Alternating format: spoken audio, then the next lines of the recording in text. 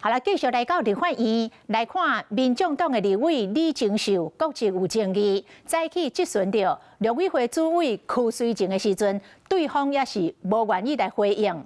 結果李金秀是出奇招，要求講要甲民眾黨的立委聯合質詢，也毋過是引來到民進黨立委的抗議。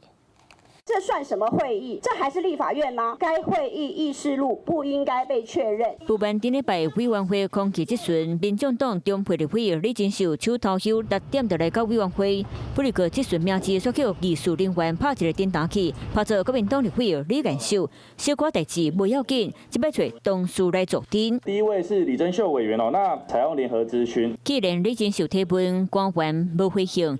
民眾黨各一擺出招，和陳清良、陳教主陪同李金秀聯合質詢，大家立委隨舉手反對，認為委員會過去根本無這情理。第一個質詢完之後才是三方連馬激烈討論，同款無共識，看委員會安尼定去，唔是辦法。調委廖先祥採取處長做法。邱主委，請你完整的念出中華民國憲法第4條及憲法增修條文第11條。謝謝邱主委。麻煩請我們邱主任委員回答有關剛剛李珍秀委員所提。對於李金秀的提問，陸委會主委邱水正多算徛佇備詢台同款點點啊，甚至直接將麥克當方向，就到廖先祥替李金秀提問，才做出回答。請主委告訴我。問題可以再說一次嗎 ？OK。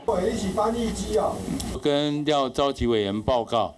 我們按照兩岸條例第9條之1，規定中民眾黨立委劉淑彬蔡順潮佮衝到質詢台仔頭前夾飄起，毋過說真濟擺將鏡頭砸到家己人。不符合兩岸條例的參選資格，只有合法的立委才有憲法的質詢權。邱水正強調依法行政，李金秀捍衛質詢權，嘛為刷落來朝野攻防添加這些衝突的氣氛。